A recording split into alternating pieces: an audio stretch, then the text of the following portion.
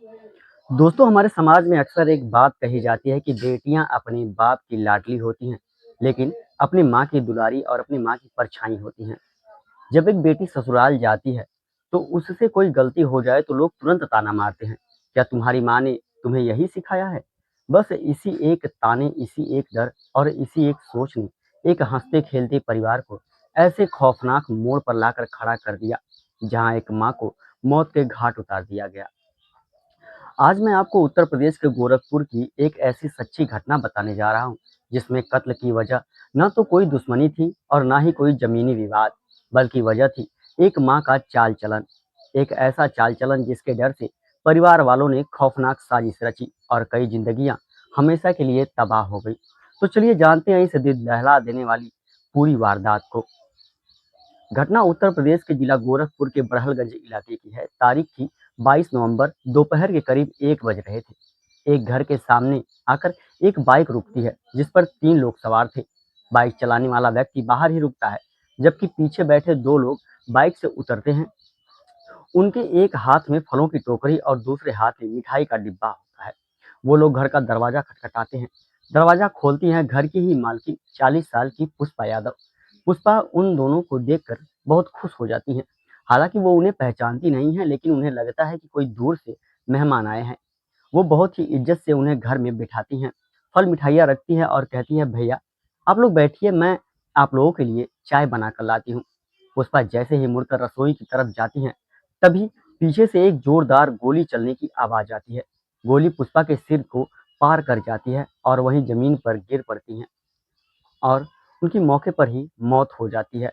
चंद second के अंदर कत्ल को अंजाम देकर वो दोनों मेहमान बाहर आते हैं और बाइक पर बैठते हैं और वहां से फरार हो जाते हैं। गोली की आवाज सुन के अंदर मौजूद पुष्पा की 10 साल की मासूम बेटी दौड़ कर आती है और सामने अपनी माँ की खून से लथपथ लाश को देखकर वो चीख पड़ती है। बच्ची की चीख सुनकर पूरा मोहल्ला इकट्ठा हो जाता है। आनन फानन में पुलिस को खबर दी जाती है। पुलिस मौके पर पहुंचती है। चूंकि दिन दहाड़े मर्डर हुआ था, इसलिए इलाके में दहशत फैल जाती है और बड़े बड़े अफसर, आईजी, डीआईजी भी वहां, यहाँ तक कि सपा बसपा के स्थानीय नेता भी मौके पर पहुंच जाते हैं। पुलिस पर भारी दबाव था कि जल्द से जल्द इस केस को खुलासा किया जाए। पुष्पा एक विधवा महिला थी, जिनकी 3 बेटियां और एक बेटा था। वो बड़े ही शांत स्वभाव से यहाँ रह रही थी। घर की बड़ी बेटी पुलिस के सामने अपने ही खानदान वालों, अपने चाचा ताऊ पर आरोप लगाती है और जमीन और पैसों के विवाद में उन्होंने मेरी माँ का कत्ल करवाया है।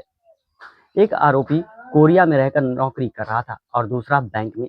पुलिस तुरंत जांच जांच में जुट जुट जाती है, लेकिन जब प्रॉपर्टी के एंगल से जांच होती है तो पुलिस के हाथ में कोई सबूत नहीं लगता। प्रॉपर्टी का एंगल फेल होने के बाद पुलिस आसपास के सीसीटीवी कैमरे खंगालती है। एक कैमरे में वो 3 बाइक सवार नजर आते हैं, लेकिन तीनों ने अपने चेहरे पर मास्क और नकाब बांध रखा था, जिससे उनकी पहचान करना लगभग नामुमकिन थी।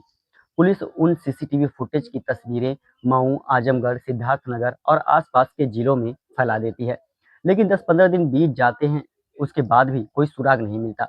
पुलिस ने पुष्पा की कॉल डिटेल भी निकाली, जिसमें बहुत से लोगों के नंबर थे, लेकिन कातिल का कोई सुराग नहीं मिला। आखिरकार 14 दिसंबर 2021 को केस में एक बड़ा मोड़ आता है। पुलिस के एक मुखबिर का फोन आता है कि साहब, जिस बाइक सवार की आप तलाश कर रहे हैं, उनमें से एक को मैं जानता हूँ। मुखबिर की टिप पर पुलिस उमेश यादव नाम के शख्स को उठाती है। जब कड़ाई से पूछताछ होती है तो उमेश टूट जाता है और कहता है, साहब मुझे तो सिर्फ बाइक चलाने के लिए बुलाया गया था। गोली मारने वाले तो 2 सगे भाई थे। उन भाइयों का नाम, एक का नाम रामपाल और दूसरे का विश्वनाथ यादव। जब पुलिस हैरान थी, अब पुलिस हैरान थी, क्योंकि पुष्पा का इन दोनों भाइयों से दूर दूर तक कोई लेना देना नहीं था। फिर उन्होंने पुष्पा को क्यों मारा? 15 दिसंबर को पुलिस दोनों भाइयों को गिरफ्तार कर लेती है और जब सच सामने आता है तो पुलिस वाले को भी होश उड़ जाती है।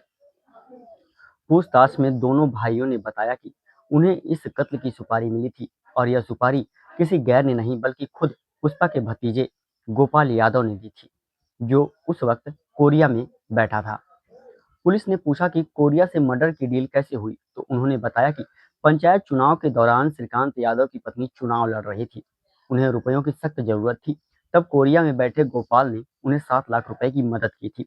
चुनाव के बाद जब पैसे लौटाने की बात आई तो गोपाल ने कहा, मुझे मेरे 7 लाख रुपए वापस नहीं चाहिए। इसके बदले में तुम्हें मेरा एक काम करना होगा। मेरी चाची पुष्पा का काम तमाम करना होगा। प्लान के तहत दो और लोगों को, मिथिलेश और गोविंद, इन दोनों को पुष्पा यादव की रेकी करने के लिए रखा गया। उन्होंने कई दिनों तक पुष्पा के घर की रेकी की और फिर उमेश, श्रीकांत और विश्वनाथ ने मेहमान बनकर घर में घुसकर उसे मौत के घाट उतार दिया। लेकिन दोस्तों, असली सवाल यह था कि आखिर गोपाल ने अपनी ही चाची का मर्डर करवाया क्यों? वजह थी चरित्र और समाज का डर। दरअसल पुष्पा मूल रूप से देवरिया जिले मदनपुर थाना क्षेत्र फतेहपुर गांव की रहने वाली थी। 2017 में जब उनके पति दयानंद यादव की मौत हुई तो इंश्योरेंस के करीब 30 लाख रुपए मिले थे। इसके बाद पुष्पा अपने ससुराल वालों को छोड़कर बड़हलगंज में आ गई और अपना नया मकान बनाकर वहां रहने लगी। पति की मौत के बाद पुष्पा की नजदीकियां कई गैर मर्दों के साथ बढ़ने लगी। घर में हर दिन नए लोगों का आना जाना लगा रहता था। यह बात जब देवरिया में उनके ससुराल वालों को और कोरिया में बैठे भतीजे गोपाल तक पहुंचती थी तो उनका खून खौलता था। ससुराल वालों को सबसे बड़ा डर यह था कि पुष्पा की 3 जवान बेटियां हैं। अगर माँ का चाल चलन ऐसा रहा तो कल को बेटियों पर क्या असर पड़ेगा? समाज में खानदान की नाक कट जाएगी और बेटियों की जिंदगी बर्बाद हो जाएगी। परिवार वालों ने पुष्पा को कई बार समझाया, लेकिन वो नहीं मानी। आखिरकार इस बदनामी और संस्कारों के डर से भतीजे गोपाल ने 7 लाख की सुपारी देकर अपनी ही चाची को हमेशा के लिए रास्ते से हटा दिया। इस केस को महज 23 दिन के अंदर सुलझाने के लिए आईपीएस ऑफिसर विपिन टाटा की पूरी टीम की खूब सराहना हुई। यूपी यूपी शासन अपर सचिव गृह अश्विन अवस्थी ने पुलिस टीम को 1 लाख रुपए का इनाम भी दिया। फिलहाल पांचों आरोपी श्रीकांत, विश्वनाथ, उमेश, मिथिलेश और गोविंद जेल की सलाखों के पीछे हैं। कोरिया में बैठे मास्टरमाइंड गोपाल यादव को पकड़ने के लिए पुलिस इंटरनेशनल लेवल पर कार्रवाई कर रही है। पुष्पा के चारों अनाथ बच्चों को अब उसकी बहन यानी कि बच्चों की मौसी और मौसा को सौंप दिया गया है। दोस्तों, पुष्पा को अगर जिंदगी शुरू ही करनी थी तो शायद उसे अपने चरित्र और अपनी बेटियों के भविष्य का ख्याल रखना चाहिए था। लेकिन दूसरी तरफ उसे सुधारने के नाम पर जिस तरह परिवार वालों ने उसकी हत्या की, उसने एक झटके में 5 से 7 लोगों की जिंदगी हमेशा के लिए बर्बाद कर दी। इस पूरी वारदात पर आपका क्या सोचना है? क्या बदनामी के डर से किया गया यह कत्ल जायज़ था? कमेंट बॉक्स में अपनी राय जरूर दें। अगर आपको यह वीडियो पसंद आई हो तो वीडियो को लाइक करें, शेयर करें और चैनल को सब्सक्राइब करें। अपना और अपनों का ख्याल रखें, सतर्क रहें और सुरक्षित रहें। धन्यवाद।